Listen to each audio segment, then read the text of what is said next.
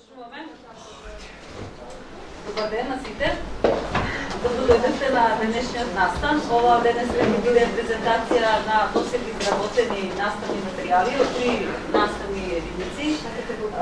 Вовед и поеми во Бим, општи принципи и вовед во гради со ниска енергетска потрошувачка. Ќе бидат презентирани материјалите. На крај ќе имаме и видео презентација симулација на енергетска стимулација на потрошувачка на зграда. Учествуваат професори и предавачи од Велика Британија, Република Ирска и Хрватска.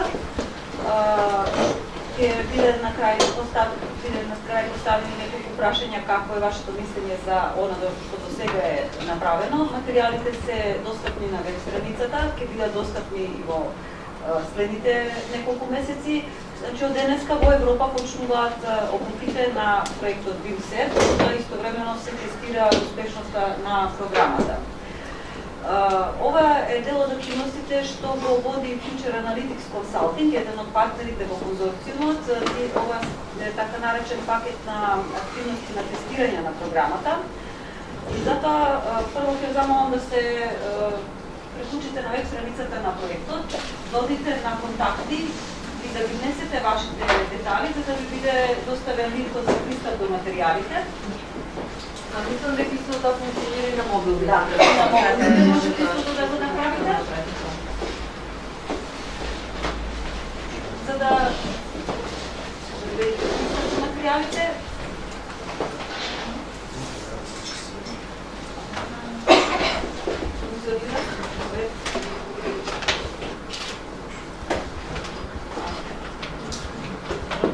Сега ќе замолам доктор Шериф Линч од Future Analytics Consulting to be partner of this task or this work package to explain the details, the expected results and the purpose of this event.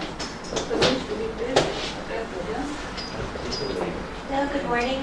I'm Cheryl Lynch from Future Analytics Consulting, and we're delighted that you came this morning. You're very, very welcome. So what exactly is Bimcert? It is a flexible program to help people to upskill within BIM, and it helps us to reach our energy efficiency target that the Horizon 2020 program advocates for. So it is a flexible program, and you can take step-by-step training as you go along. And we're very much interested in your feedback in terms of the content and the mode of delivery for this training. And so as much feedback as possible would be fantastic for you today. And my colleagues are going to walk through some key tools of Bimcert today and introduce you to what they've been working on within this Horizon 2020 program. And then afterwards we're going to collate the results and have, a full section on Macedonia and your needs and input and feedback to you then again in the next round of testing. So again, thank you very much for your time, and you're very welcome, and I hope you learned something and we learned something from you today.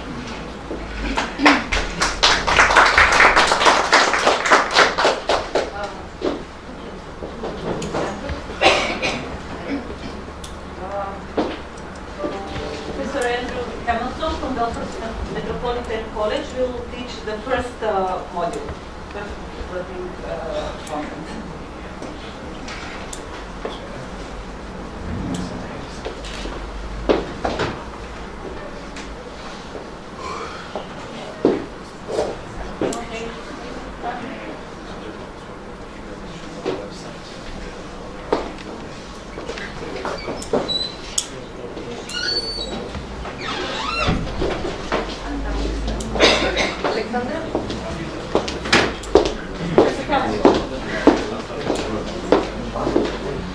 Good morning. Before we start on the training, I would just like to, for some of you this may be the first time you've heard of Bimcert. Some of you may have been at the previous workshop where we looked at our methodologies. So I just want to very quickly run through how we developed our curriculum. BIM is Building Information Management, and in developing our curriculum, we took the view that we wanted to use these as the three pillars of what we would develop. BIM is all of these. Ultimately, we believe that at the center of it is the management. It's the management of the information. Some people think BIM is a model. It's not a model. It's part of the process, and it is a process of managing between the client, the design team, the contractor, the facilities management, and the end user of the building. So within the curriculum that we've developed, we have elements that look at construction. There is a difficulty if we only focus on the information and the energy aspect and trying to share with the contractor why things have to be built a certain way. So we are looking to upskill in the area of building around energy efficiency. Information is key. Information may be regarded as king in the model because we're moving from a workflow where there is much more information contained within the processes. And finally, what everybody thinks of BIM, the modelling, there's more than the modelling, and we want to make sure that that comes through. Our curriculum is based on the fact that there will be different people at different stages on the journey. So we refer to those as strides. If this is your first step today looking at BIM, then BIM Ready is the first part of our curriculum. And BIM Ready is like a diagnostic where we are taking a look at what sector you're coming from, be it client, government, contractor, designer, end user. And it will then ascertain or help you decide what you need to learn on the next stage and the next stride of your journey. Stride 2 is looking at some of the fundamentals and the principles of BIM. Standards, as you will see, is quite important because if we don't standardize our material, how do we share? Okay, I'm in this room today speaking in English because I can't speak Macedonian. If I were to try, the message would come across completely wrong. So the standard language we have adopted today is English. In BIM, we have to adopt a standard language. Okay? So our first stride looks at the fundamentals. Also key to this, particularly when we talk about bringing this to site, is the digital skills. Okay? When we first started this project, we attended a brokerage event in Brussels, and as we talked about digital skills and digital construction, one person at the table tapped the table and said, "Excuse me, you're talking about a workforce that in many cases cannot read or write, and you're expecting them to suddenly pick up a computer or a tablet and download information." So at the very start, we have digital skills. And then we do get into the modelling. We recognise in the first stage, the first stride, for some of us, I am an architect by profession. My output to measure my success in my day of work is, can I produce a drawing? Can I give a plan, an elevation, a section, a specification to my client, to my contractor? So when we think about taking this first step into BIM, how are we going to convey our information? How do I do the model? So we are looking at the basics of the modeling.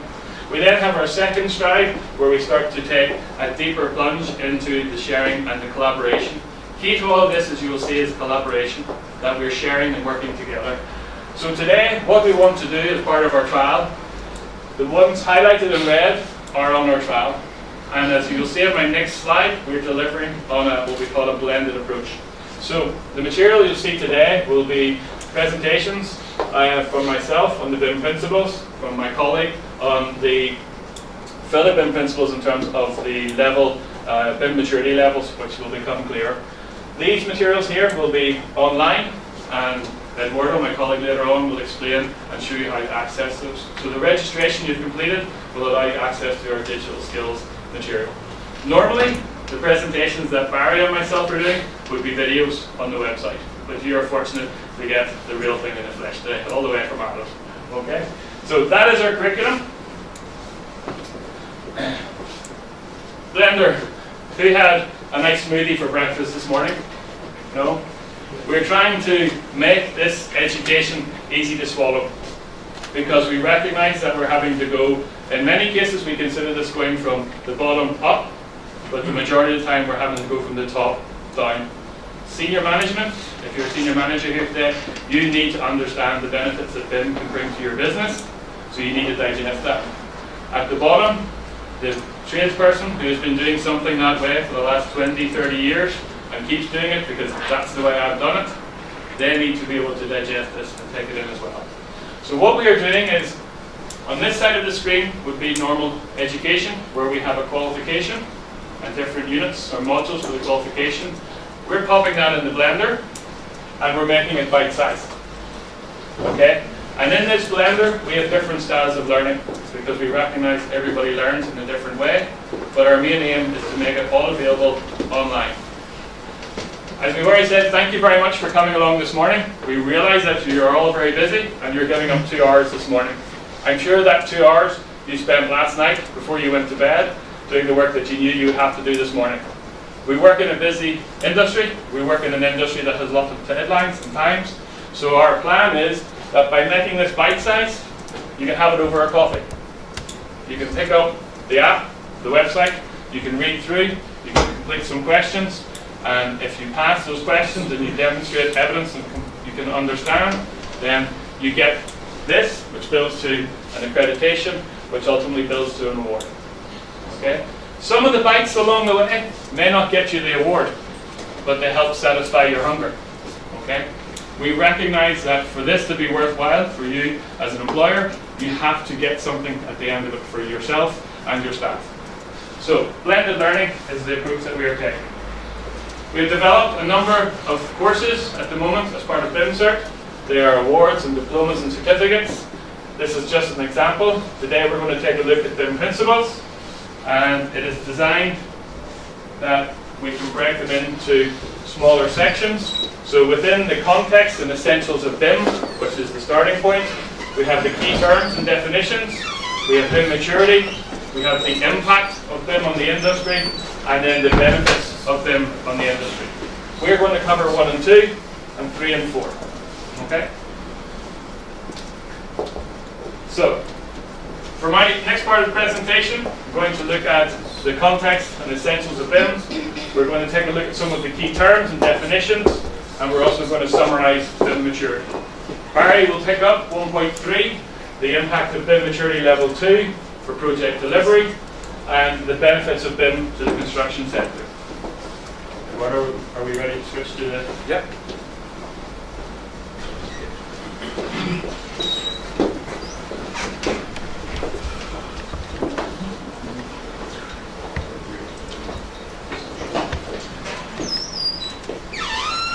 Okay, so hopefully technology, and BIM is dependent on technology, does not let me down. There it's going, yeah. Okay. Do you want to talk through it? Yes. So all the presentations today are present on our website.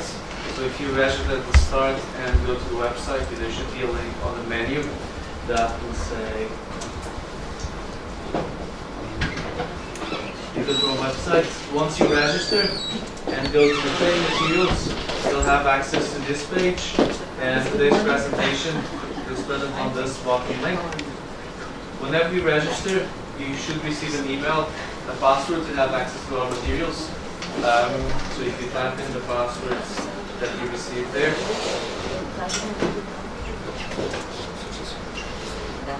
okay, you'll have access to today's day. So we'll have our agenda and we'll have our materials, and you should be able to download it both on your computers but also on your phones. You should have access to that on all computers. So the idea that on Bimcert you can have training on the go, either if you're in the office or at home, or even if you have a couple of minutes while you're driving back home on the bus, you can have access to the training.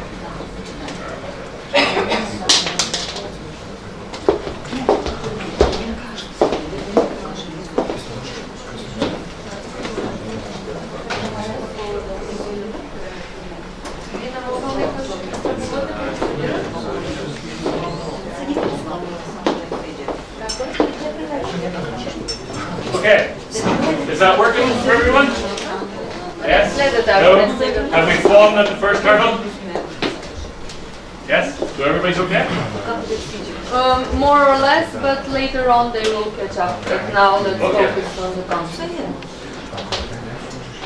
I've already outlined the learning outcomes that I will be covering in this brief presentation. The plan would be that on our website, this would be a video with questions at the end. We have a mix, and our previous work package looked at different methodologies. We are trying to select a methodology that engages the learner and that makes it the bite-sized learning easy to digest and to swallow as you progress. So if you type in a Google search definition for BIM definitions, you'll find lots of different terms. We have identified, or we have selected here 10 key terms that we believe are important as we commence our journey on BIM. Okay? And just before we go any further, is anybody here working with BIM or in a BIM workflow, or is this completely new to everyone? So it's new. Okay.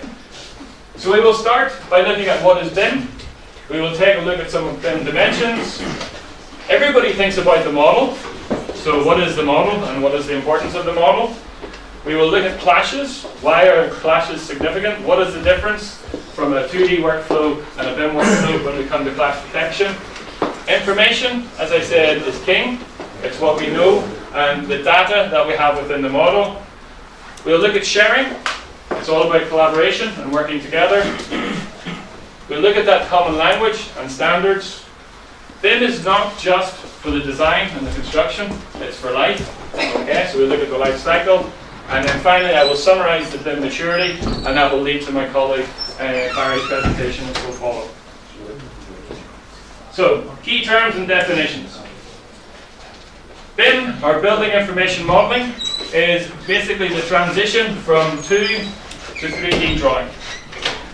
In Northern Ireland, where I trained and where I've worked, about 20 years ago, 30 years ago, we were having to take architects from the drawing board to the computer. Okay? For some architects, that was a significant change and a significant upheaval. They had always used the drawing board, their pens, their pencils, the light, the hand, the textural side of drawing. So the way I liken it now is that 25, 30 years later, we are now moving from a 2D workflow to a 3D workflow. As I'm an architect, I don't know the professions all in this room, but we all work in the built environment. The built environment is not flat. It is three-dimensional, it is immersive, and we experience it every day. So as designers, it makes sense for us to work in that 3D environment. But sometimes we are reluctant to change. So BIM is taking the 3D model. But it is much more than just simply a 3D model. For many of the construction sector have been using 3D models to sell the image of their building for this last number of years. Behind the hotel where I'm staying, there is a new building going up. And at the front of the building site, there is a three-dimensional image of what that building will look like. That's great for me passing by the street. I say, oh, when I return in a year or two, that's what will be here. But BIM is much more, because within the 3D model, we can integrate information, data about the building that just tells us more than the picture of what it will look like. So it is a process. It is about sharing and about collaboration with the information. It is about interacting with that building, and particularly we're concerned in our project about the interaction of energy. We can use the model to change the U value of the external walls and see how, over the 25-year lifespan of the building, how much energy we will save, which for our client's perspective, yes, it's great to be environmental, but it's going to hit them in the pocket. How much money? And when you start talking to your client about money, and show them that over 25 years I can demonstrate the X savings, then they will listen. If you tell them we're doing this to save the environment and to reduce our carbon footprint, that's going to cost me money. But no, this can save money. We're looking at digital construction. We have, as we've been on our own journey in the project, we have stopped simply referring to this as BIM. Where we're working mainly in the UK, there's what we are calling BIM fatigue. Everybody is talking about BIM. I am tired of hearing about BIM. What is BIM going to do for me? So we've started to talk about digital construction. And we talk about digital twins. Okay? And it is happening in all aspects of life, because back home we have an advert for financial loans, and they talk about my digital self, and I have my banking history footprint, my credit rating. So in construction now, we're starting to think about having the real building asset, but a digital asset that we can simulate and assess the impact of changes over time. So moving from the 2D to the digital. What are the benefits? There's many benefits. But the main one we want to highlight is demonstrated by this image: collaboration. Construction and design can sometimes be seen as adversarial. The contractor is wanting to recoup money on the project. The design team are wanting to make sure they don't give the contractor money. It's a great relationship to be working in, isn't it? But BIM, the model, passes from the design team to the contractor. The digital work environment changes. I worked on a project where we had the digital environment and the client had access. So the habit of working the night before, all night, to change the drawings before the client meeting, we couldn't do because the client could check the day before to see the progress of our work. So suddenly we become accountable to each other. So we talk about collating the information. The model, we can input the doors, the windows, the heating system. Everybody can be inputting their information. At the same time, we can see how the work is progressing at each stage. So we become accountable. We have access to the information. We can see, as we're going to look in a moment, at the clashes. So I can see where the structural engineer wants to put his beam, but I can also see where the mechanical engineer wants to run their duct. And we can see that there's a conflict. We don't talk about clash avoidance or clash detection. We talk about clash avoidance. Detection is solving a problem. Avoidance is preventing a problem. So we're using the tool to prevent problems before they go to site. And essentially, within our call, it's about the energy. How do we control and monitor the energy? So, as I mentioned, BIM is beyond 3D. It's more than just a graphical representation of the building. It's sharing information. It's 4D. We start talking about a number of different Ds. The contractors love 4D because in Northern Ireland, about 7, 8 years ago, when we had 10 years ago when we had the recession, the contractors found that getting work became harder and they had to look at ways to become more efficient. In Northern Ireland, I would argue that the contractors led the development and the application of BIM within the construction sector because they could do the timelines to ascertain how best to build the building, and then they could look at the sequencing and decide, well, if we change this sequence, we can take the scaffolding away earlier, so we can save money on the hire of the scaffolding and the materials. So the 4D, the time element, starts to become very important. And as we look at this model, it has other advantages in the construction timing for health and safety. Last year I took my students to Dublin, to the largest residential building, 22 stories, Grand Canal Dock. And before we went on site, my students had a safety briefing. As part of that safety briefing, they showed them the BIM model that had the timeline of construction to date. They stopped it on the day that we were visiting and said, today's activities include, and they outlined the activities and advised my students of the safety needs for the site that day. Okay, so this model can become very important. We have 5D. Any cost managers, quantity surveyors in the room? This is the one, this is the one that scares the cost consultants.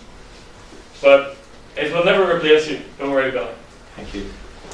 Costs, we can factor costs into the elements. We can schedule the elements out of the model, and we can work and manage the expenditure and the budget of the project easier than highlighting all the elements as we do our measurement and our takeoff. But I argue it will not replace the QS. There is an argument BIM could replace all of the design team, but we'll not discuss that this morning. 60, sustainability. Our call is to keep reminding us about energy. So that is why we believe BIM and the adoption of BIM within the construction sector can lead to significant sustainability benefits.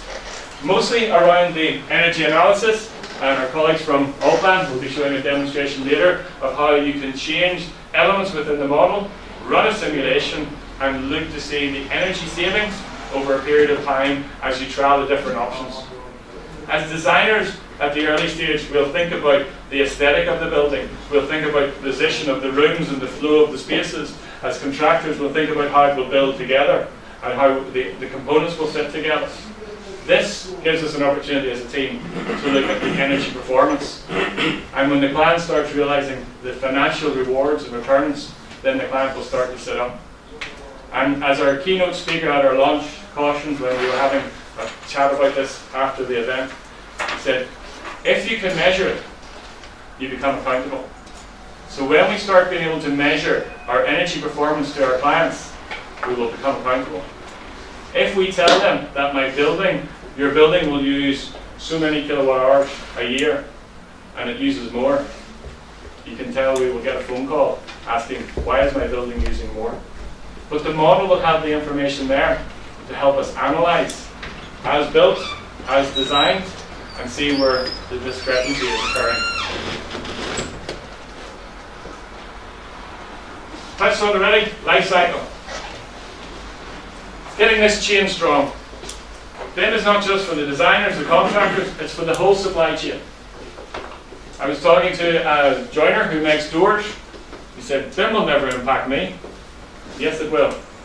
Because if you can extract the information about the door in this room, then you can price it. If you can provide the information about how you make that door to a contractor or designer, then that information will go into the model, and that information will be extracted at the time of purchase. So the supply chain need to be involved in this. That is why our curriculum starts with the fundamental steps. And as we've said, that is to everybody in the sector, not just the designers and the contractors. I was discussing with Barry last night how we describe this one. And I know if I ask my colleagues from Allplan, they will have a definition. But we have to be careful when we talk about BIM because ultimately we need software to deliver what we're doing. Some of us drove here today. There's different types of cars and how we could have driven here today. Some cars are better than others. Sometimes it's personal preference. Sometimes it's performance. BIM software is the same. But Open BIM is trying to get us to the stage where we have a universal approach, where we have the ability to share information from one piece of software to the other. If I had a Dacia and a Ford, I couldn't swap the parts around in the car. I might be able to make it fit, but it's not going to run smoothly.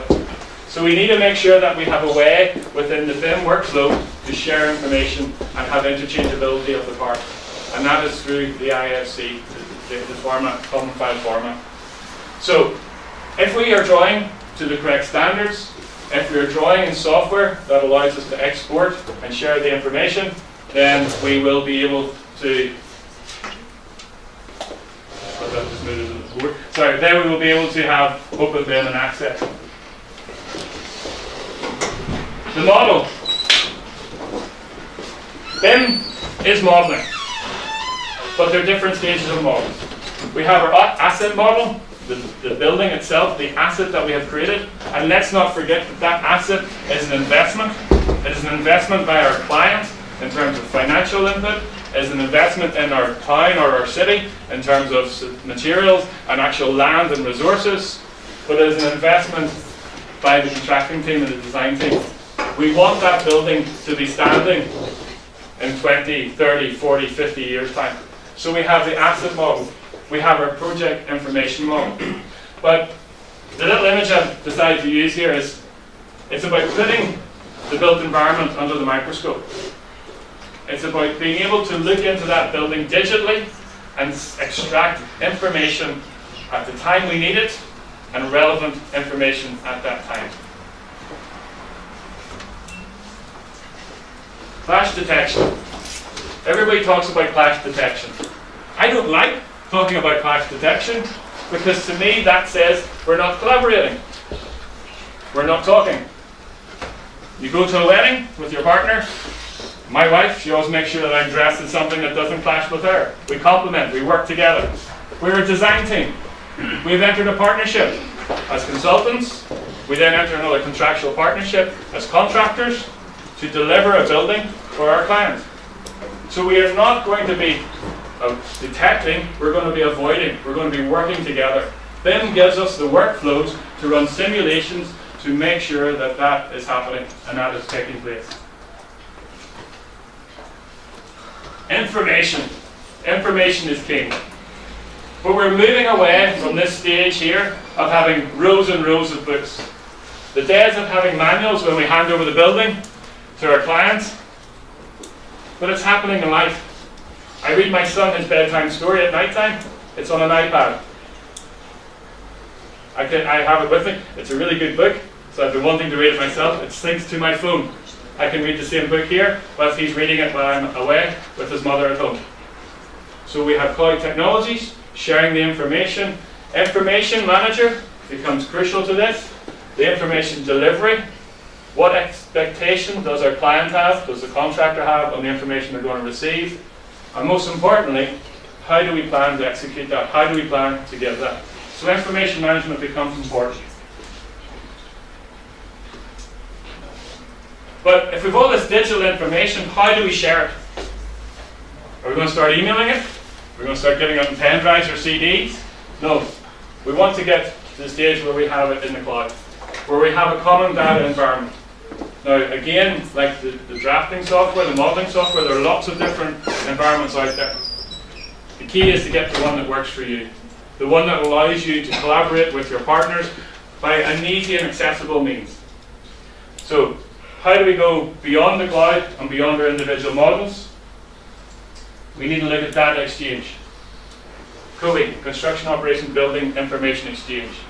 Extracting data and data drops at the time when we need it and when required under the execution plan, and in a format that the client can read. And I've mentioned already the IFC, but also we need to think about uniclass and standardization so that it means the same thing regardless of where that information is being read or extracted to. ISO 19650 is draft is out for consultation. Anybody It's already adopted. It's already adopted. Anybody read it? No? It's a heavy document to go through, but it sets the standards. In the UK, we've been working under the PAS 1192 system, and that has been taken on board by the sector significantly and has led the way for a lot of the standards. But we need standards.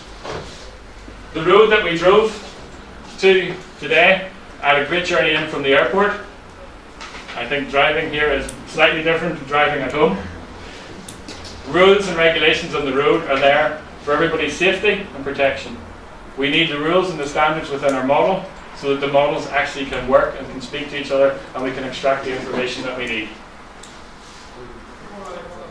I've already touched on the life cycle management. So, BIM maturity. Yesterday at our morning session, someone mentioned that BIM needs to start with level 1. Level 0, Barry will go into this in more detail, but this was a diagram by Hughes Richards, and they looked at the different stages of BIM. Brian will go through this too, Heather, because we don't want to take away too much from what we'll do later on. But level 0 is our 2D drafting. For some, that might be where we are today. It's the simplest form of construction information. There's effectively no collaboration. We work in a silo. We produce your drawing. You give it to the project manager, the architect, the contractor. They do what they need to do with it. We might have advanced to PDFs and electronic sharing as far as that, but we may be no further. Then in level 1, it's typically a mix of 2D and 3D. The 3D is more for the graphical and aesthetical presentation of the building. There's very little information in the model. And we may be starting to look at some form of collaboration in a common data environment, sharing those 2D drawings. The point that I think the person was making yesterday, or wanting to make, is at level 1, that's where we start thinking about standardization. Because if we're going to start to share 2D information, we need to know about the layering conventions, the management, the file management systems that we're using. So it does begin in some sense at level 1 when we start to understand a way of commonly working together. But for many, BIM level 2, certainly in the UK is where we have mandated. In Ireland it's the same, and in other European countries they're looking at level 2, where we're starting to look at collaborative BIM. We're starting to look at separate models, but those models are fused together or federated together to check.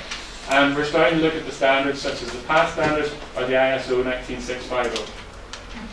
And finally, the future everybody talks about level 3. If you've heard of level 3 BIM, the best way I've heard it described is it's just level 2 really, really well, being executed to perfection. Okay? Single project model this time. We're not working in isolation, we're working in one model. So the engineers, the architects, the service engineers are all inputting in real time into a live model. And we have a single point of sharing information. Some people are already talking about level 4 and level 5. To those people I would say, slow down. Let us get level 2 right.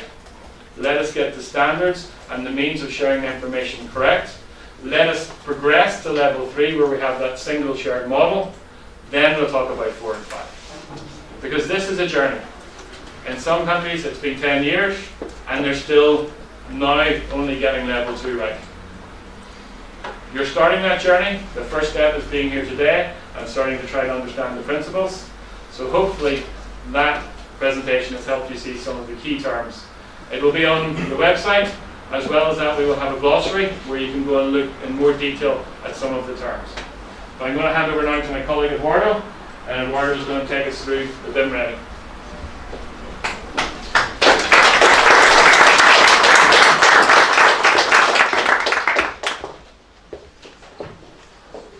Good morning to all.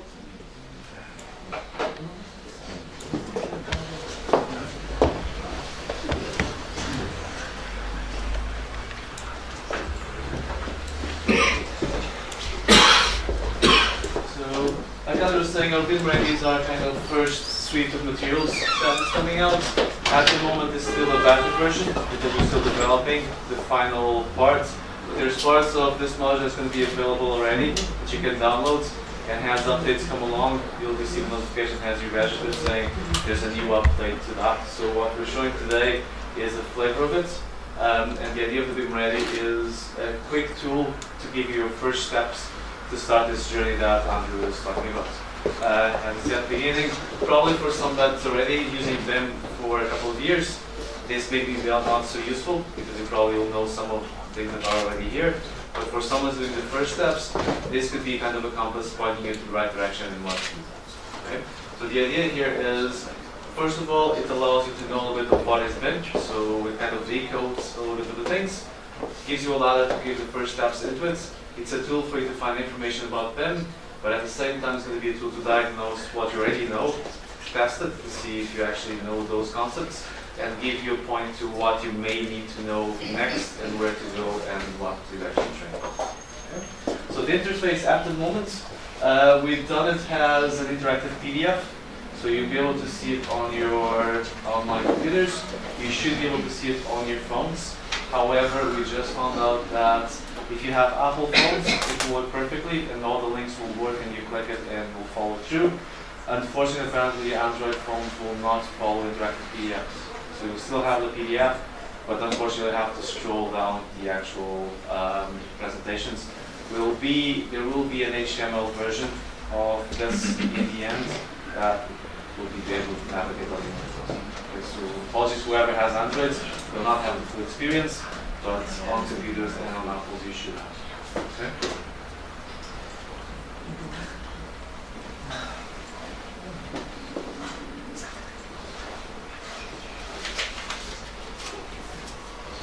The interface, we're trying to do this quite simple. On PowerPoint you can't see it, but whoever's doing it online by the way will see a quick animation at the start. And then you have a simple menu. So like I said, because it's a diagnostic tool, but also test your knowledge and also be able to learn a little bit about BIM. What we have here is for whoever's doing the first steps, you probably want to learn a little bit. Whoever wants to assess where you are, you can try to see, okay, I already know a little bit about BIM, so but exactly what do I know? You can try to self-assess yourself. There's tests about some subjects, and this test links into the bite size and the certification of Bimcert. Some of the tests will never be available because you register. What we'll do is if you follow it through and complete the test, we'll give you a credit. So in the end, when you're actually taking a full certification, you won't need to take that specific test because it's already taken here, so it's giving you a little bit advance onto the courses. The next steps is probably saying, okay, this is maybe the thing that you'd be interested in actually trying to trim off. If you're a designer, maybe you already know a little bit about modeling, but for the whole purpose of the product of the process, maybe you actually want to know a little bit of quantification, so you can justify your design choices to your clients, or maybe you want to know about the sustainability and the simulation tools, so you can actually predict for Bimcert exactly how you can improve your designs to be more sustainable and more energy efficiency. So it's those next steps beyond what you already know. Okay. So I'm just going to go through the part of learning a little bit more. If you click that link, it will give you a menu of different things that you can learn, and some of them Michael already mentioned, like the BIM maturity levels. If you click onto that one, it will explain in general. Look at the view Richard's diagram. It will explain what the BIM ones are. It will explain exactly what those are. And on your mobile phones, you should have access in terms of navigation. You'll have access to your main screen, and you'll have access to a secondary bar here.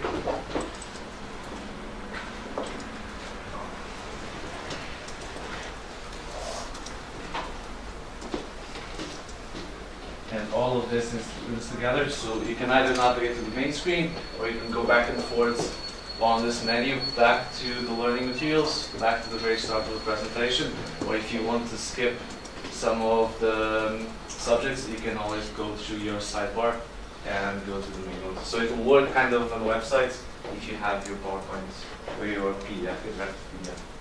So if you go to our maturity levels, we can see what they are. You can navigate through it, and again, it is a tool to go through more information, so it gives you a quick introduction, but if you want to learn more, you'll have a link to a website that will tell you more about that. Okay?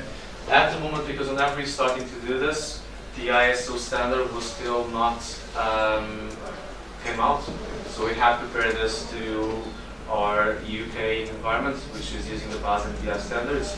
Now that the ISO has come out, we'll update this to catch you to the new standard, and that's when the new version will receive an update now with the new standards. So just bear in mind that some of those links at the moment are not to the latest standard yet.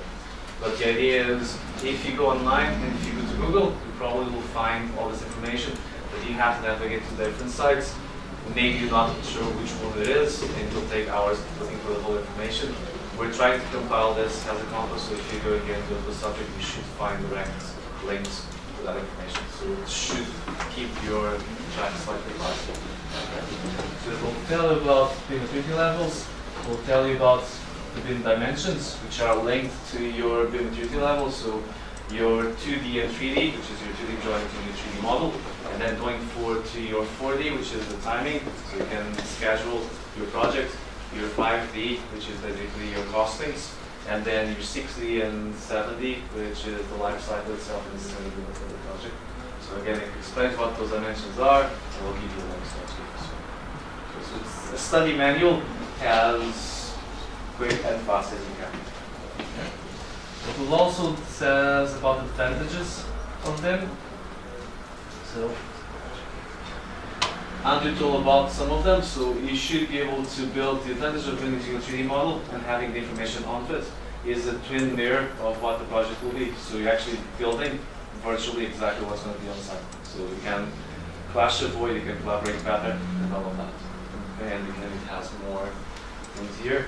So it starts about normal advantages. It will also talk about sustainability. So our building industry is one of the main contributors to CO2 emissions and energy consumption from the conception, from the building to actually the life cycle of the building.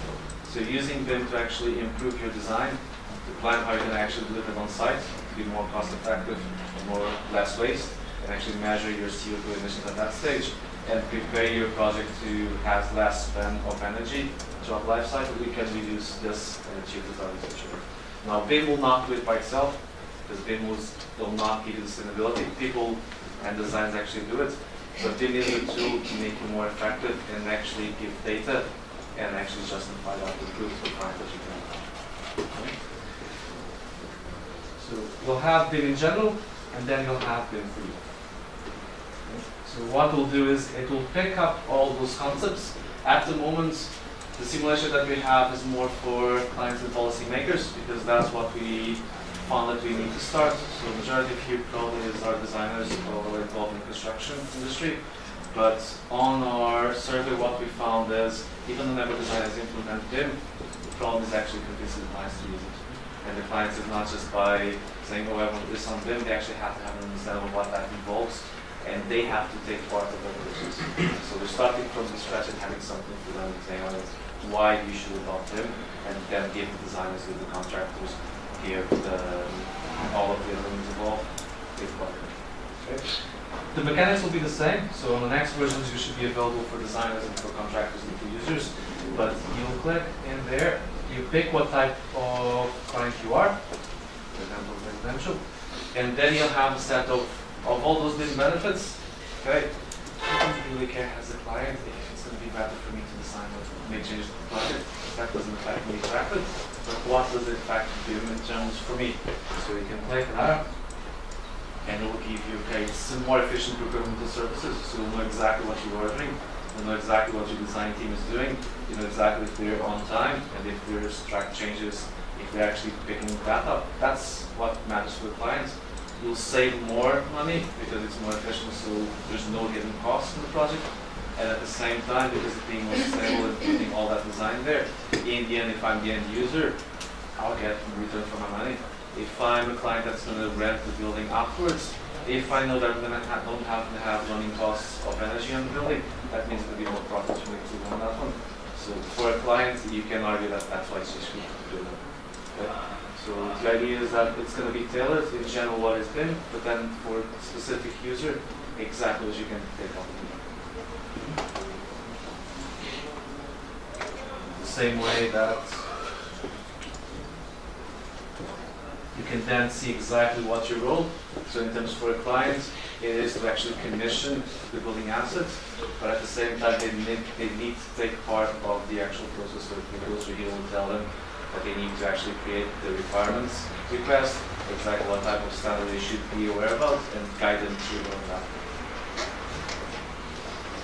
And then in the end what you'll have is test your knowledge. Again, and at the moment we have one that's already online that you can take. So basically if you click on that in requirements, it will get you through a couple of processes. At the moment, because your online platform is still not active, we're going to, when we're trialing this, you bring it in a slightly different way. Whenever you have our final building platform, what will happen is you just log in into it, and all the quizzes, all the tests will be uploaded there. But at the moment, what you do, if you click that button, it will get you to a site called Socrative, and basically what you do is you click your student login, you type in this code, so that is directed to that specific quiz, you type in your full name, and because you are registered with us, you know who you are as a user, and then basically you go through the test, answer the questions, and you will say if you pass or not, and we'll get the information. We'll have to register if you passed, and we'll lock in on our system that you completed a part of a certain learning outcome, and have you cash in all of those ones, eventually at the end you can take a certificate. This in itself will be BIM ready. You also have some of the resources. So if we go back to the start, you have BIM resources, which again are useful links on several subjects. You'll have the BIM glossary that Andrew talked about, where again, what we found is useful links to already glossaries online, which you can look, or you can go to our own and either look for a term that you want to go for example, building information modeling execution plans, so the BEP, and you get a quick explanation. It will get it related to the actual standard again for link, or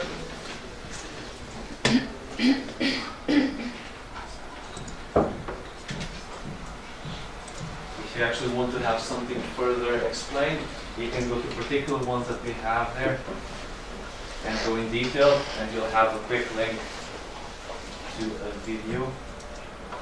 Just going to wait on the PDF.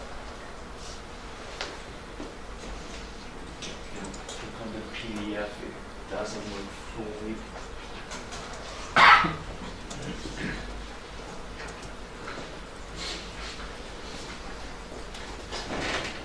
think on the PDF it doesn't, it's still not working fully, but on your laptops it should guide you to an instruction video explaining exactly what that thing is.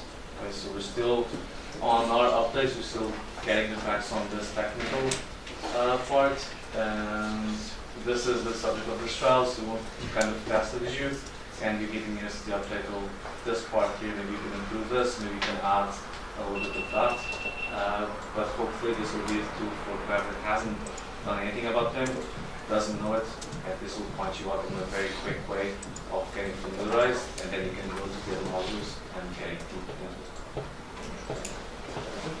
I'll pass on to my colleague, Barry. Thank you.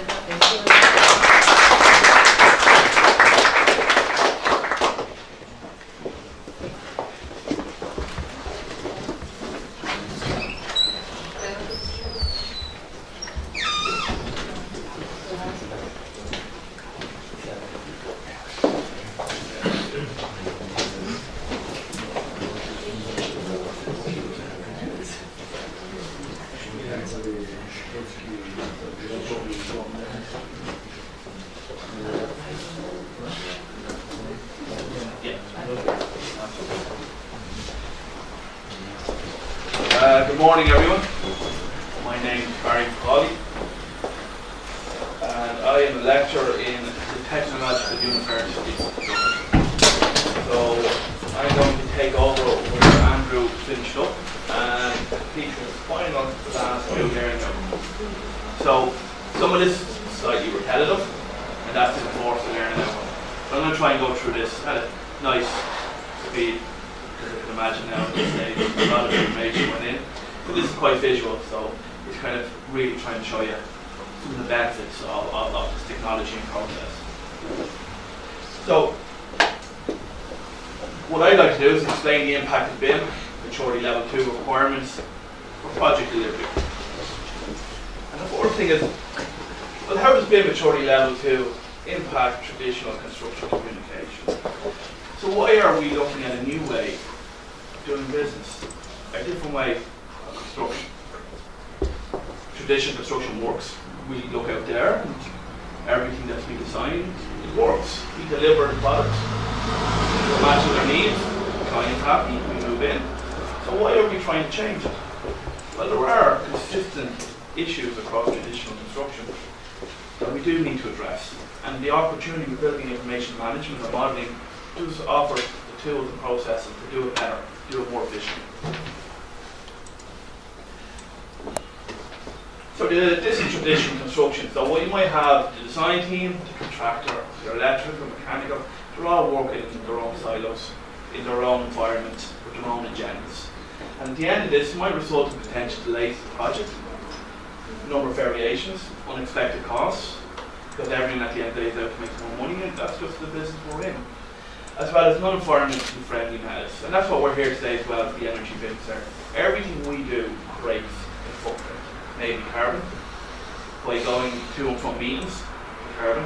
Waste isn't just materials, it's my time, it's your time. So, is there a different way of doing business? And that's why we put the Bimcert forward, because we believe there absolutely is, and the industry believes there is. So, problems with communication. So, the first one is how the client explained it and how he got it in the end. And this happens quite consistently across construction, is that the client has an idea of what they want, they request it, but unfortunately by the time it jumps through the different mediums, you don't always get what you want.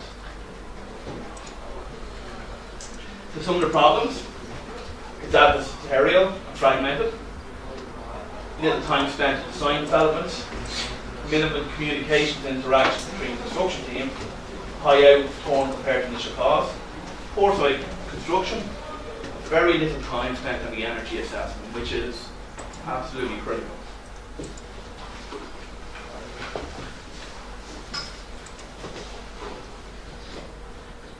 So what is BIM Level 2? I think we know. I'm not going to go into this again. Who does the benefit? And how does it prove in traditional construction? So how does it improve on what we're already doing? How can we improve our workflows? And what can we get? So as we can see in here, I think you're kind of seen this slide a couple of times. Where we're interested in is the number 2. So the number 2, I think the simplest way to explain it is that you have your different disciplines. And they're all creating their own models. So you have your electrical, your contractor, your mechanical, your architect, your structural engineer. They all produce their own 3D information model. And the idea behind level 2 BIM is through a set of processes, they come together and will create a federated model. And that's bringing all these models together into one model, and then they're able to go, hey, we've virtually designed this construction before we even put a foot on site. So what can we do now? How can we use this to ensure some of the problems that we can see in this virtual model do not happen on the site? So there's different stages of the level 2 BIM project, and I think the most advantageous part of this process of technology is that we can use it through the whole of the construction process. We can use it in detailed design, the analysis, fabrication, construction, logistics, O&M, renovation and programming. We can use this digital model through the whole process. It's not just at the design stage where we do numerous designs, we can use it throughout. What I'd like to do is to spend a small bit of time explaining at each stage how it can be used and the benefit from it. So everyone can be involved. It's not just the high end, it's not just your quantity surveyors, your architects, technicians. This can be used all the way down on the site. If you go to the platform that we've shared and go to Learning Outcome 4 Digital Skills, there are 2 presentations there, 2 and 4, which go into detail of how we can use this for construction management review and how we can use it on site through cloud computing technologies. So how do we get there? What is theme? So the conversation we just had today is that the model, 3D visualization, coordinated drawings, basic quantities, software, hardware, training. These are the key items to jump out. That's only the tip of the iceberg. To really get into this process, to get the value from it, there's a lot going underneath it. There's what we can do is thermal studies, lighting analysis, structural analysis. There's kind of requirements such as standards and guides and workflows. There's a lot in this process, but we're only here, we're only starting out, so let's not get too worried. And we concentrate on the top of the iceberg, but it's very important to understand that there is a lot involved in this, and that when people just talk about the 3D element of it, we are really only tipping the top of the iceberg. So, level 2, where do we start? So you are clients, you come in to me and go, Barry, I am really interested in mandating BIM on this project. Where do I start? How do I begin? What do I look at? So the fourth place that we start is obviously going, okay, let's look at the standards. What is there to guide this process? What we have at this moment is the ISO, the Internet, which sets out, as I go to the next slide, organisation of information for construction works information management. So this is not the first standard that's looked at building information modelling, but it is the first international standard of its kind that offers you a workflow. So it's not just all about the modelling. What it says is, well, look, at this stage you produce this information, at this stage you produce information, and this is how we do it. So let's have a very, very brief look at how this is. So how is ISO 916 applied to a project in achieving BIM level 2? So what we have in here is different stages involved in a project. Assessing the need, information to tender, tender response, appointment, mobilisation, collaborative production of information, information model delivery, project closeout. At each one of these stages, there's a requirement for specific information. Each one of these stages, you have to do specific things before you're able to move on to the next stage. What these standards do is tell you exactly how to create this information and what's expected. So, what I put up in here is some of the key documents and key things required at each one of the different stages. So what I'd like to go in here is just a small bit more detail in that diagram. Not too deep, just a real high level overview. So how do these documents and requirements ensure a successful level 2 project? So we're at stage 1. We come into a project, you're the client, and you go, okay, well Barry, where do I start? Well, the first thing you need to do is create a common data environment. We need to create somewhere that we can store all of this information. So what we do is we create a common data environment. And we mainly have a couple of different folders. We have a work in progress folder where you can work to your heart's content in your model without anyone seeing it. When you're happy, you put it into shared, and then when everyone's satisfied and use each other's model to coordinate, they put into the published. And the archive just represents some already stored information you're not using anymore. So here is an example of some consistent common data environments. There are hundreds of these across the construction sector.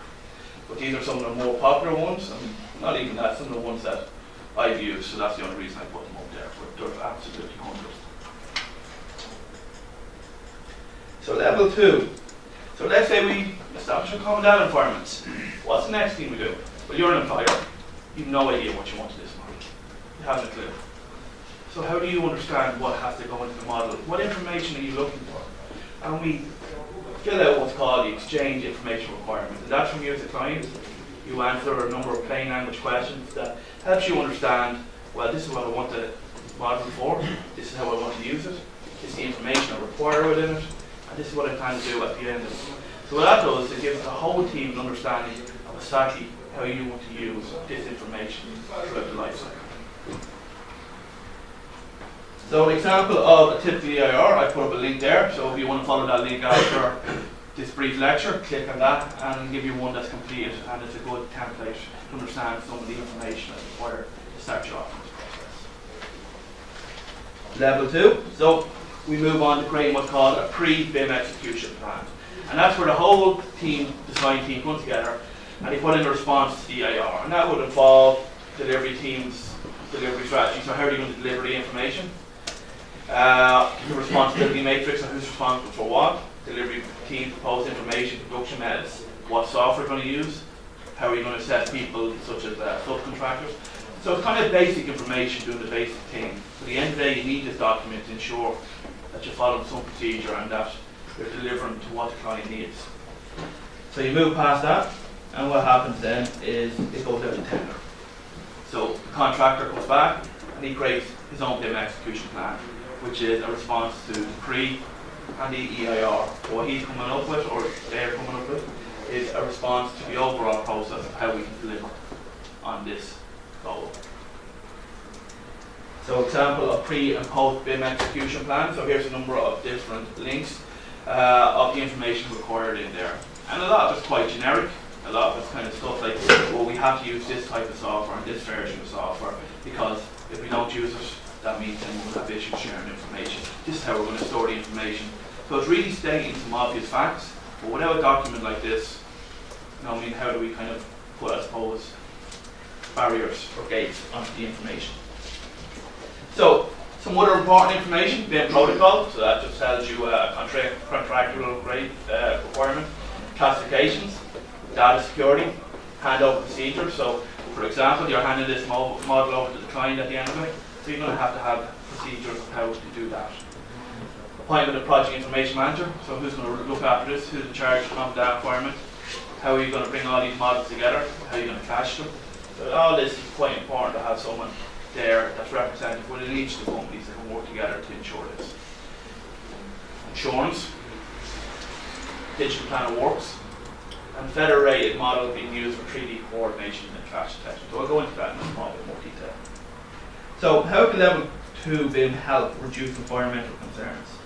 And at the end of the day, you know, this is what Bimcert is looking at, the energy impact. And offhand we'll go into this in a little bit more detail, so I'm not going to go into it. But what we can do, and I'll show you in the next presentation, that we have the opportunity to run, I wouldn't say unlimited analysis, but really high level analysis. Give us rapid energy outputs, calculate footprint, measure heat flow, calculate the building energy, estimate water use, reasonable energy cost projections, look at how we can use renewable sources instead of corn materials.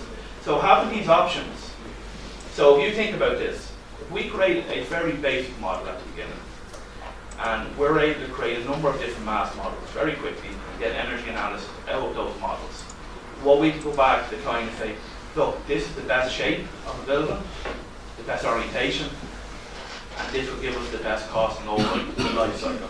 The building could be horrible, it could be like a triangle, but at least you're given the options. So there's unlimited options, because once we build it, we can do this numerous times.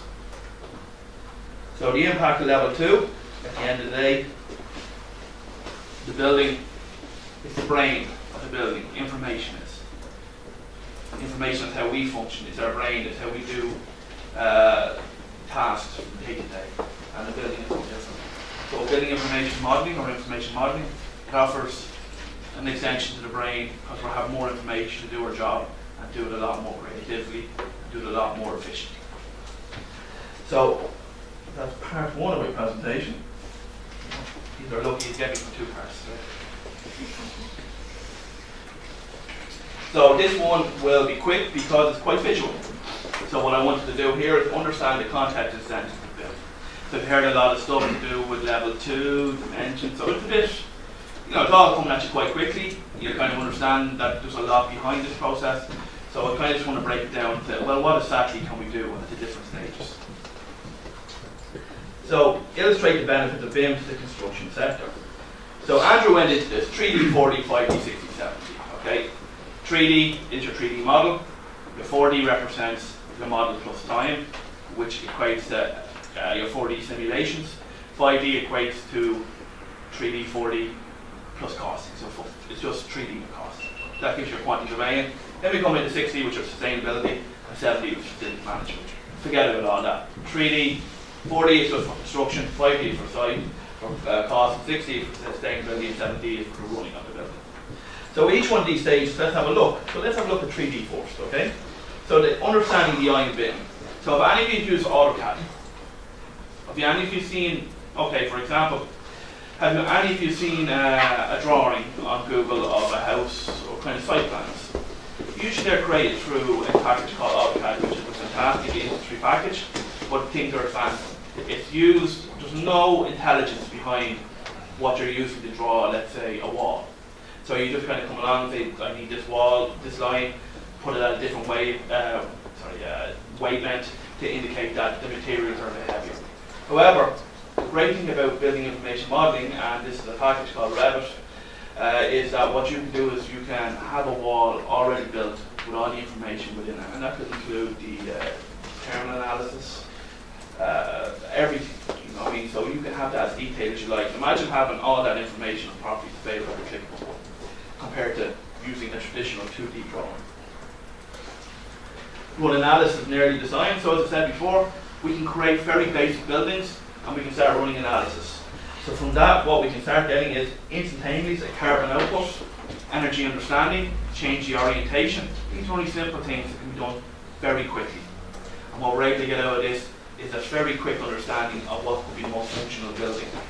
A number of packages allow you to kind of put in where you are based, and that gives you kind of an understanding of weather impact, shadow analysis, orientation. All this is available at the very beginning before you even begin sharing your model. So before you share your model, let's say with the wider construction team, you already have a firm understanding of what the most energy accessible option is. Point cloud. So, for example, there's unbelievable packages out there. I could come in here, I think it's BLK that has been offered by Leica. You can put it in it's just a little kind of dome, and scan this room within half an hour. And then you take that room, point cloud, and you incorporate it into your material choice, and you're able to kind of start overlaying onto the point cloud and create a model. So you can use it for any build. There's no reason why this can't be used. For example, what we can do in here, this is a hospital that was built in Ireland. What we did was, or what the architect did was, he generated links. Obviously, so you had the children and the parents, he had no idea, and the doctors, what this would look like. So it's just a link generated from the model. You put it in, open on your phone, put it into your kind of good comparable glasses, put them on, and you have 360 visualization of the room. So just something simple as that is a lot easier for patients, doctors, clients to understand and find a design intent instead of actually going, look, this is the 2D drawings, this is what it's going to look like. At the end of the day, it's a difficult process for people that aren't skilled in the construction arena. And it's not just architectural models, as I said before. What we do is BIM for civil structural, mechanical, electrical. The package is favourite for each discipline that can create their own 3D information model. So these are some of the packages that we have up in here. There's numerous different packages available. So if we take it into the 4D section, let's say we create our model, we have all these different disciplines that have worked together to create their own model. So we have their mechanical, electrical, structural, civil, all these different people working in their own silos, creating their own models. So what can we do to bring them together? How can we make this a collaborative process? Well, what we can do is create a federated model. And that is a combined building information model that has been compiled to amalgamate several different models into one. So there are a number of packages out there. The one that I use predominantly to teach is Navisworks. That's Navisworks, and what you can do is you take everyone's model and bring it together. So what you have is one complete model of everyone. So with that, what do you think you can start doing? What does that give you the opportunity to do? If you virtually build a building once, that gives you the opportunity to kind of go, okay, let's kind of eliminate where the mistakes are and try and eradicate them before we let them go to site. So clash detection. So what we have in here, the typical clash detection. This is, let's say, I brought in the architectural structural model. I clashed it against each other. I said I want to give them a tolerance of maybe 50 mil, allowing say that they can clash by 50 mil, but anything else for that, what I want you to do is to pick them up. And then this is giving you feedback with exactly where it's clashing in the model. You can also do it, say I need pipe A to be 50 mil from pipe B, so anytime that it's not, let's say, hold on, these two pipes are nearly hitting each other. So you're able to understand the design intent of where the potential clashes. Constructability reviews. So you can put on a 3D avatar, walk through the model, you can set the height. So if I set my height to, you know, I mean like the 6'3" that I am at the moment, what you're able to do is go through a plant room, and any pipes that are not 6'3", you'll have to crouch under. That's allowing you to understand then if your pipes aren't at a certain level. Also, we have to be very conscious with the energy side of it, with waste. So the terrifying fact is that 25 to 40% of construction is waste. Okay, so I think that equates to 600 trillion in the US is waste for that. Not just materials, carbon, people. So what we're trying to do, for example, that hospital that I described there, it's 2 billion. So we could build 300 of those hospitals if we start targeting and eliminating a little bit of the waste. Even focusing on 10% of that waste is 60 trillion. That's 30 hospitals. It's not that simple, but I know you get the figures. So this is a model I worked on, and we were able to use a model to understand site logistics. So where to put the site cabin, there was a kind of a big dip there, how to set it out, how to bring hoarding, scaffolding. So what we were able to do was kind of lay out how we wanted this site to be before we actually moved on to it. So we can eliminate waste. So for example, what I can do is within the model, I can start putting in special parameters to understand if site materials have been ordered, if you can deliver them, whether they're being stored on site. Visualizing site constraints. So for example, we needed to understand, could we get a crane underneath those telecom posts? So what we did was we just simply modeled the telecom posts, and then we just animated a crane coming up the road, and we were able to kind of understand then if the crane was going to touch the poles. Site constraints here, this is just in a little bit more detail. One of those allows you to create what is. So you can run this through multiple times in a safe environment. 4D scheduling. So if you think about it, let's say you have a project schedule. So every job that you do has a schedule. Okay? So you have to create a schedule of how you're going to get from A to B by the end of, let's say, 6-7 months. What you can do is you can bring this schedule in and you can attach it to your model. So instead of looking at something along the lines of this and trying to understand where you should be and how you get there, we're able to see it in 3D and see it come up bit by bit by bit. So we're able to kind of pause. And what you can do is you can link that with your clashes. So you're able to see then when something clashes, the moment, the time, the date, the second. Health and safety.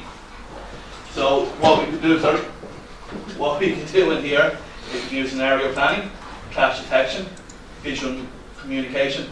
So Andrew went into detail about how students came on site and they were able to use 40 timers, so health and safety. But what I did here is we built the whole scaffolding up from scratch, brought in the crane, and we were able to understand then the most, the best way to approach the site. And BIM in the cloud. So the thing about this is that all of this can be saved up into the cloud, and then through your iPad or your mobile technology, if you're out on site, you can take it down and open it up, and you can start exploring the model and doing a lot of what I just discussed out on site. So you can highlight potential errors, save it, then it'll go back up and you can take it back down. So you don't need to be in an office to do all this. If you go to the presentation titled Digital Skills, LO4 or LO3, actually it goes into how to use cloud technology in good detail and explain the real capability behind it. So room data sheets. So for example, you can bring in sister packages such as Codebook, which will extract all the data required for the room, such as the data sheets. So you're able to create room data sheets through bringing in particular apps. So example of 4D BIM software there. So there's numerous different packages available. And so let's have a very quick look at the 5D, okay? So the 5D is 5D models that contain cost information, quantity schedules will allow costs of a given design. So look, the advantages of this is that you can extract all the quantities and put costs beside it quite quickly, and you can get very quick costs. But what that means for the quantities fair is that they become more important in the process, because it's up to them to validate the model to ensure that the information coming out is actually correct. But what it gives them as the tools is to get to the client very faster quantities. So for example, if you look at the whole process, create models quicker, we get energy analysis quicker, and we can get costings quicker. So we can do everything quicker, and that's the whole idea with building information modelling. It gives us a chance to front load the design to ensure that when we go to build, it's a lot more efficient. So I'm nearly finished, I haven't got too long left. So this is just another one, 5D cost and capabilities, a bit of notes on it. And this is some of the softwares that are available. So if we look at the 6D, which is the sustainability analysis. So what can we do? So we can do thermal analysis. We can calculate the building thermal loads and thermal consumption to assist in determining the characteristics of a building and its systems. We can do suncast and orientation and shading. So suncast is essential at the planning stage to visualize the effect of the building on the surrounding environment. BIM enables suncast analysis, which can be used to investigate external obstructions. We can also do airflow analysis. So airflow and air quality, as we all know, is an important aspect of human comfort. So BIM can enable the airflow rate and temperature to be calculated at any given location within the model. And we can also get carbon analysis. So what we did in here for a school back in Ireland, a primary school, is that we come up with different orientations, different master models, and we're able to get the carbon and energy analysis out for about 20, 30 years to present to the client the best option in regards to the shape of the building. So then finally, we're on to the 7D, and the 7D represents that we've gone through this whole process. We've updated the model through the construction process, fed information in. So the whole idea is that we hand over this live model with all the information in it. So if any of you have ever worked in the facilities management sector or had to run a building, a lot of the time you have to default back to old 2D drawings, old documentation. Not knowing where they are, if they're up to date. You could go around and you're looking for materials, you might not be there. You're trying to find leaks and you're trying to knock in walls to find them. But here's some interesting outputs. Average time to retrieve documents is 7 minutes, 4 seconds digital. So you can imagine the time being sent that it's being kind of saved there on your work staff. Average time to refile 3 minutes, 0 seconds. Okay, cost of retrieval and refiling $2.75, 16 cents. Average cost of unavailable file, €160. Absolutely nothing digital. So, BIM for facilities management. So just if you can think about it, what can we use it for? For example, if there's a leak in here, instead of starting off the wall, we come on the model, hide the wall, and see, okay, this is where this installation's gone in, fantastic. Click on it, oh brilliant, that's where it is, this is the properties, but this is who's installed it, this is how many parts are inside, this is where I can find them, okay, and this is the last time it was serviced. So what you have It's a kind of a real up-to-date live version of the model to work with to help your facilities management team. So, just a little bit more FM there, but as I said, I'm just conscious that I'm running out of time. And here's some examples of some facilities management software. So, other applications of digital construction within the construction sector. This is another one I teach in TU Dublin, BIM for planning. So, for example, let's say that every building has building regulations that you have to get through. What it offers in here with Celebri, it allows you to take a model and run it through rule-based engine, and the feedback say, no, it's not fire rated, this isn't the correct width, this hasn't a disability access. So you're able to kind of, before you even submit the plan, kind of eradicate all that. And as I keep kind of stressing this the last slide, it's not just building information modeling. Digital construction is evolving at an absolutely terrifying rate. What we have in here is we have a robot developed to put up scaffold. This is cat diggers. What they're using now is augmented reality. So you're putting on glasses and you're able to see before you even lift the engine to filter what the problems are, issues, heat loss. We have drones here. Drones are going and they're able to kind of find out what people are doing inside and feed this information back to the team. 3D printing. The printing houses now in the likes of China, a lot quicker, a lot faster. But we have a homeless crisis in Ireland. So maybe a solution, who knows, is to print 3D houses just for a very small short-term fix. Point cloud, as I explained, ecoskeleton, so for people that have bad bags, lifting heavy things, you can put this skeleton body around you to help you lift. This is called a semi-automated mason. It does what a bricklayer does, but 10 times faster. Smart helmet, and then the glasses go along with it, so you put on the helmet and it's feeding you digital information about the products that you're working on. So things are evolving at an absolutely terrifying rate, and I think what we're looking at here is really the entry factor into this, and it's very important, especially for the energy analysis. So thank you very much for your time, and if you have any questions.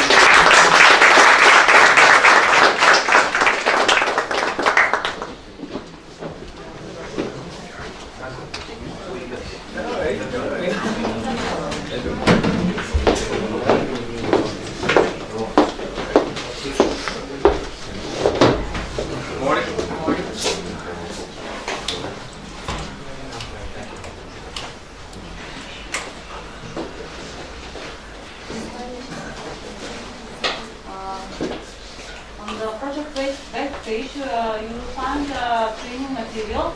Part of this pilot testing, pilot trialing materials, introduction to low energy building construction. It's a PDF presentation.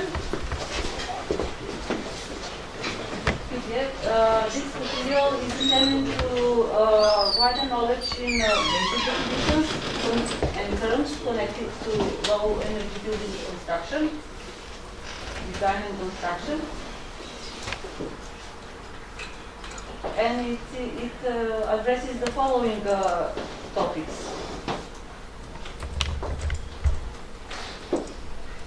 Key terms and principles. Basic terms and principles.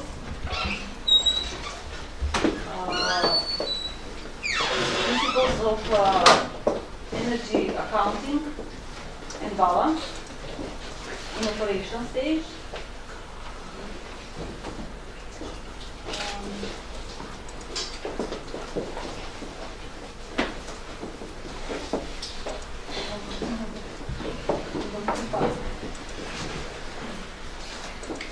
It addresses several topics, including basic terms and definitions, principles of energy balance and accounting in buildings during operational stage, then methods and materials to improve energy efficiency in the building operation stage, life stage, basic principles of life cycle assessment and system thinking. This training material is complementary with energy simulation that will be performed by the project associated partner Bosnia Studio, supported by Upland. Bosnia will start the presentation. This is available material on the web page. This is a kind of a course material and goes in complementary with the energy simulation.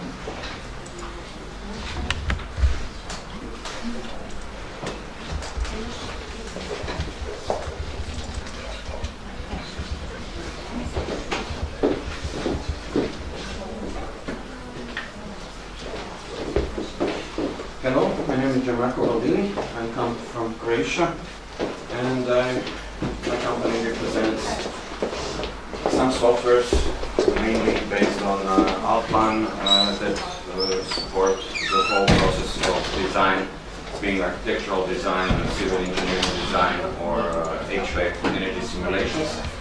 And first of all, I have to congratulate those guys from Bimcert for this effort, and what I see here is really nice to have all this information in one place. And for us, the BIM journey is now, we've been in this for a long time, for many years. And if you are just starting, this is an adventure, a nice adventure, and I can promise you, you will not be bored.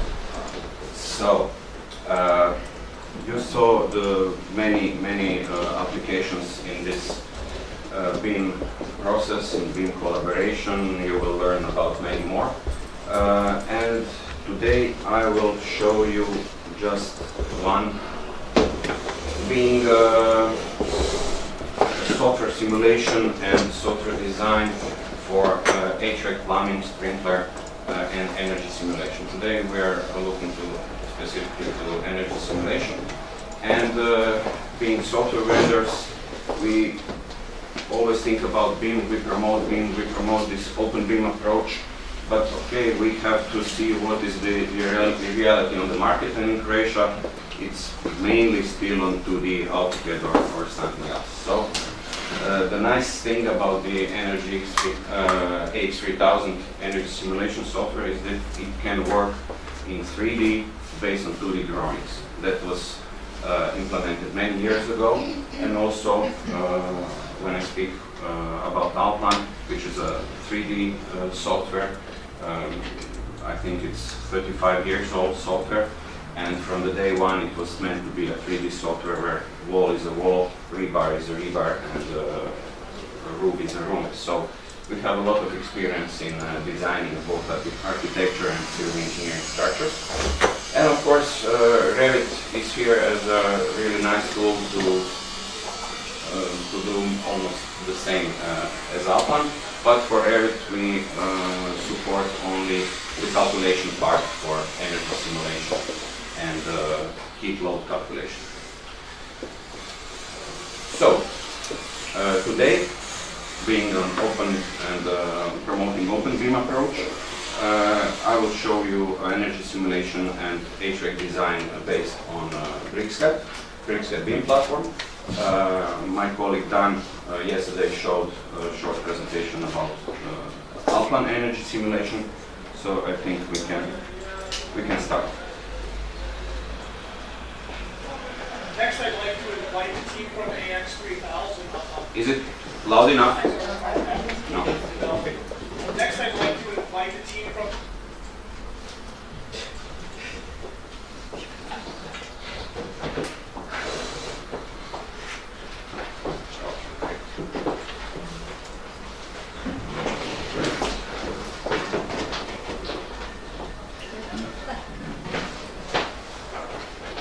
Super.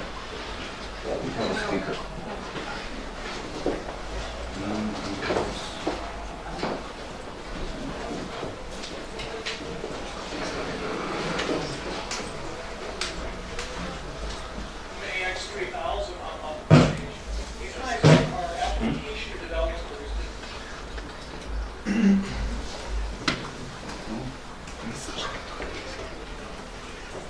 Are application developers that build on the BricsCAD BIM API. So the whole idea is here they do heating, ventilating, air conditioning, and sanitary systems. And their work is based on actually analyzing and building these systems out in BricsCAD BIM using the API and our systems. So, wow, this is the audience. I want to start my demonstration today first with the video. Why I want to start this with this video? We have started to develop HVAC system or CAD systems 40 years ago. We have started to develop our own CAD kernels, and in the year 2000 we have switched to the A company. Then we also used the LD version at that time, and the problem was that when it was closed, we were searched to another CAD kernel we can use. So we found BricsCAD with the version V9 at that time as a cost-effective software on the market. Also with the availability to sometimes I'm not an English native speaker, so I'm a Russian. With good performance, with the possibility to use an AIX or BricsCAD file to convert our old software in a very fast way. What you see now is the logic we use starting from the beginning. So the logic in our system is always a line, because nothing is easier to draw than a line. To generate a system for MEP or for heating, ventilation, air conditioning, you have a line as a placeholder for the pipe or for the duct. You have a load at the end. It could be a radiator, ventilation out, the sanitary object. And you have a starting point defining the system, the medium, the material parameters. So this is the logic, the idea behind our software. After the movie, I want to use two models you have seen already in BricsCAD BIM demonstration yesterday. One is the Twisted Tower. The person from Singapore before said the crazy one. And I want to use the smaller single family house or the villa to show the proposal or the functionality of the BRIM combination with all the calculations. So let's start and finish it. So in this case you can see the spiral tower designed by during the BIM presentation. If you have a system like this, it's sometimes a little bit it needs a little bit time to organize it, and if you have large buildings, it's also necessary that many people can work at the same time. So with BricsCAD BIM, and also with the possibilities of BricsCAD, with external references and so on, it's quite easy to find a solution. So as an example, I will catch now one floor. So we always try, as a side explanation, we always try to use the latest functions available and also the latest APIs available in BricsCAD BIM. So we also use, for example, the floors and so on. So it's quite easy, for example, to switch. I don't know, I want to work in 25th floor. Also, 25th floor, yes. The point is why I'm using this floor. Yesterday you also heard, I think Mr. Kaiser was it, we need 3D models. Everybody is talking from 3D, but at the end I need a 2D plan view. So if you model a system like this, there is only the way to say, make everything in 3D. We see it also here for the timeline and so on, for the mass lists, for the calculations. But at the end I need a 2D plan view. So I switched to the plan view, and I use my BricsCAD standard interface, for example, to use a wireframe mode, to go to the top view and see the problematic of this building. At the outside area, you have always the same. You call it Blockify, for example. So if I switch maybe to the next floor and to the next floor and I go on to the next floor, I can see the problems of the building. Outside I have the same. I can use external references, internal not. So I have to do it in the composition of the building. Why BricsCAD can help me? So I can see there's an unfinished element. I use the quad, for example, to modify, to open this external reference. You can see the same as we had before in the movie, in the video. I use standard lines as an element. I have load points at the end, I have a starting point at the beginning. And also here I use the possibility or the functions of external references to switch the value on and off. How to design a system? If I have an existing element like a block, I can use the block. I use standard cut functions like copy, for example, CO. Normally I have the German one, so I have to think in English. I can place the element. I need a connection. So I switch the user interface, I activate the connection function, I select the line. But at the end, if I select the element, you can see it's only a line. Also, the structure browser is quite interesting because we are using also this API at the moment. So all the elements are defined automatically as the correct ventilation element to the correct floor, to the correct building, that at the end also the IFC interface can be used to export and correct and real ventilation duct into the IFC interface. But now, let's try to get a ventilation duct, and this is the easiest. At the point I select only the system, I wait a second, and depending on the lines, the load point at the end and the starting point, the software is calculating a duct. It's not only a drawing, it's a calculated duct. That means that the dimension of the duct depends on the flow rate, because the load point at the end, the ventilation outlet, knows 200 cubic meter, 300 cubic meter, and you can see an Excel logo open because also the calculations are done in the same step. So now, instead of the line, I have a ventilation duct. I know all the values, and the elements are also implemented into the building. It's a flow fitting, flow setting, and so on. If I close it, now the system continues, so I have to reload the, you've seen the functionality yesterday too, to reload the system, to get it connected into the Blender, and now we have to connect the floor to the core. And there's the same logic than before. I have a load point, but this load point is connected to the other drawing. So the load point knows automatically the flow, and I do the same step than before, but maybe without an Excel list. So this was the first step I want to show you, how is our software implemented in Brixis, and what is the way of working. So now the connection to the core is done, and I can go forward in the next step. So this was the first part of my presentation. The maybe more important part, so I go to recent files and open the villa, is how to use the BIM model for walls, for windows, for doors, and also what is the result at the end. So if I use this example, it was done maybe yesterday from the colleagues, but it's the same building. I use a functionality, it's called define or acquire room. Normally, if I have no BIM model, a few weeks, a month ago, I have to use polygons to do this. Now, I only press one button to say, please, I want to use BIM rooms. I press OK. At this point, the entire model is readed. I can see all the rooms of my model, which rooms I want to use. I can activate. If I say OK, everything is done. So to make a load calculation, to generate, we call it room book, because the room book is the basic of all our calculations, will be generated automatically from the BIM model without doing anything. To check this a little bit, maybe I switch the shading mode and switch off the walls to have a little bit better view. We use our room manager, we call it room manager. Takes a few seconds.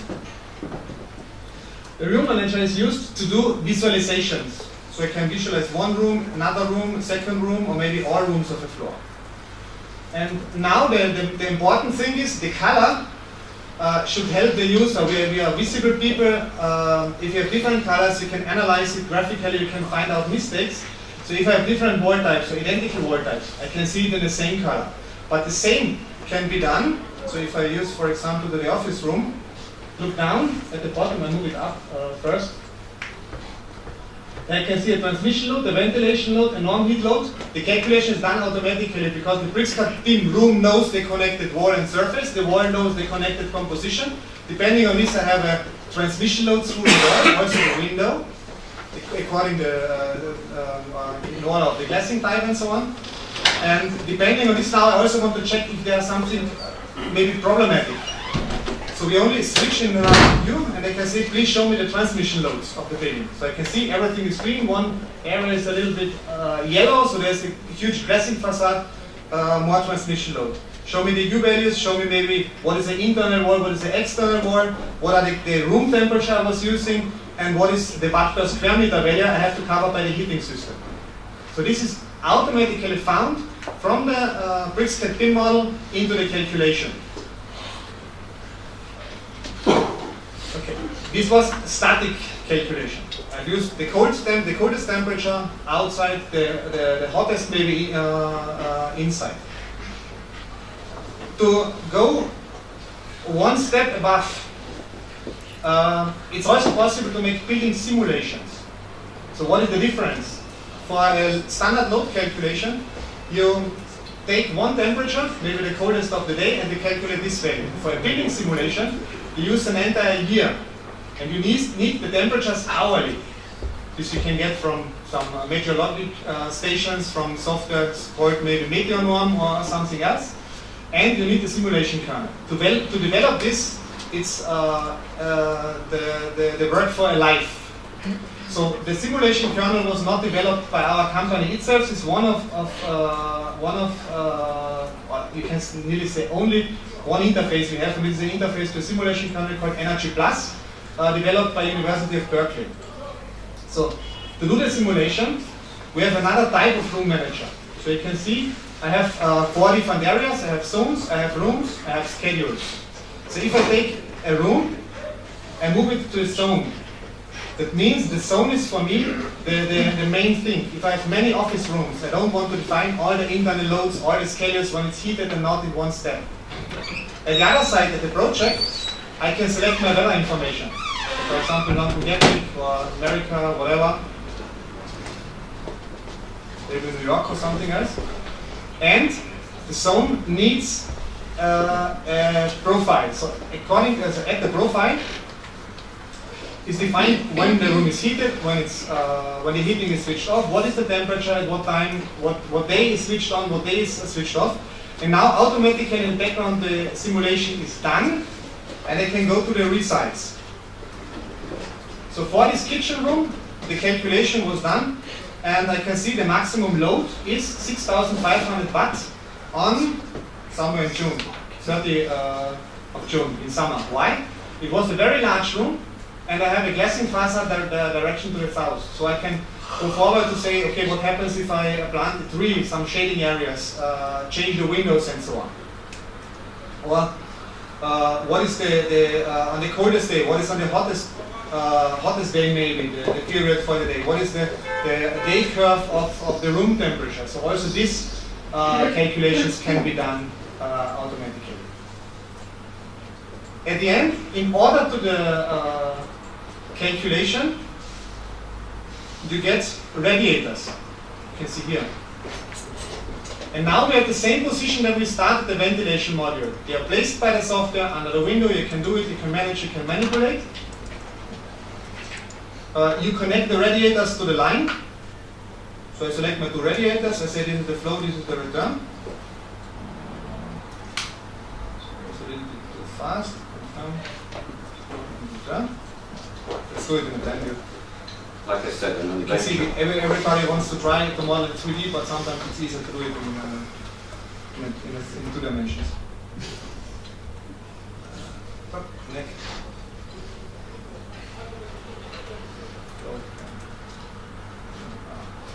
That's why it's different, so it's easier.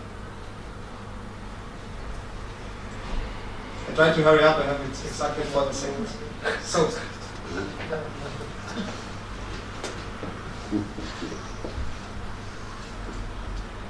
Done.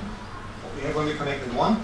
And so at the end, I start the calculation process. I select my, my windows, or with the window my system. The calculation is started. The load at every position is calculated because of the starting point. The software knows that the medium is at the moment water. I have a density, a velocity, a heat capacity, so I get a pipe dimension, and at the end, I get a mass list and a physically correct calculation.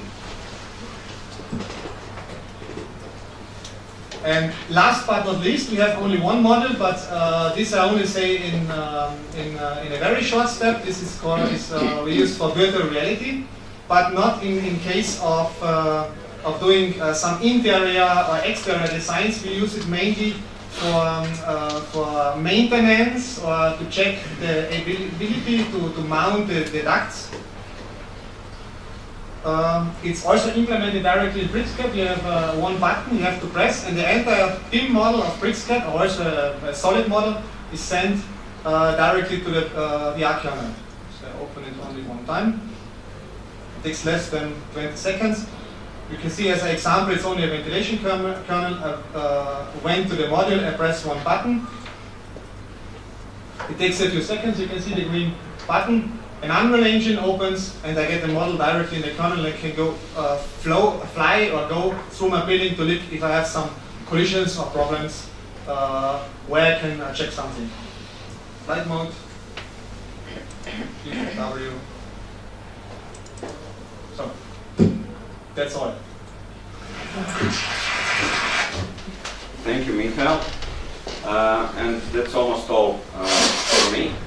I invite you to contact me if you have any questions. I hope also with the BIM Institute we will be able to provide you some additional education on that topic or any other BIM related topic. Also, this was done in Bimcert BIM, but for many years the solution, exactly like you saw it, is available in Alplan, and also from Revit you can also get many possibilities to just read the model and produce the energy simulation. Not only that you can read the model, but you do not really have to have it really precise, because you might need an energy simulation in front before the design was approved and finalized. So in Alplan, you are able to apply any U values, any material characteristics to any type of wall, and then do the simulations. Like you said, like we saw, one push of a button, you have a simulation. You copy this simulation in the simulation software, make a variant, see if you put a little bit thicker insulation, or where you can really make a difference is you can explore the usage of the house. If it's a hospital, then it's 24/7, but if it's an office building, you might want to reduce the heat load, heating during the weekend or cooling during the weekend. So in the usage, you can also do a lot to save energy. So, yeah, thank you very much.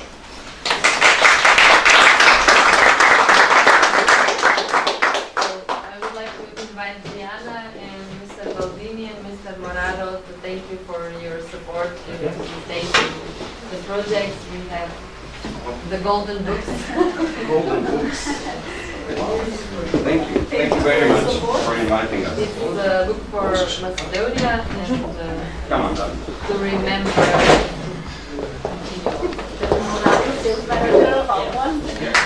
Thank you for the support. Thanks a lot.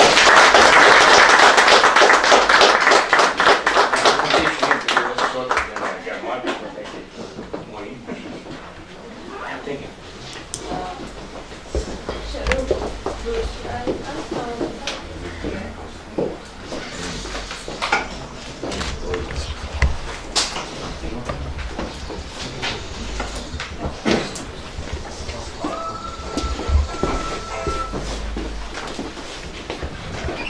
Thank you all very much for your time, and thanks to all of the presenters today for going through Bimcert and what we have to offer in terms of the key areas, the key definitions of BIM, summarising BIM maturity levels, and of course Eduardo went through our BIM ready work, and also just explaining the impact of BIM maturity level 2 requirements, so thank you Barry for that. And of course then the BIM energy demonstration. So I hope you've learned something today and that you've got some questions perhaps for us also. I'd like to draw your attention to our feedback. I've lost signal there.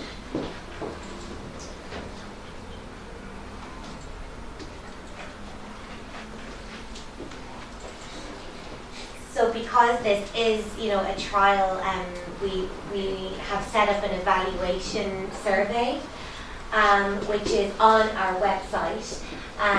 So if you were to fill that out, we will be most grateful.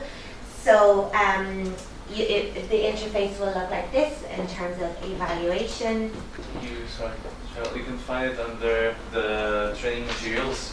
Yeah. If you go inside training materials, there will be a link called Mirror Link, which is that leads you to that presentation where you can download all the materials, and then you have your feedback as the last link. Yeah, so it's a Survey Monkey link, so you're easily able to fill it out, and then there's room to give feedback and questions that you may have, which will greatly help us. Okay, so thank you very much for today.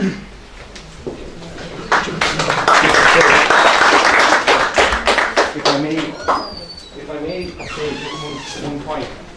So we're doing these trials and tests in a series of 5 countries, and you are the first country, so it's a great opportunity for you as the initial engagers to really participate.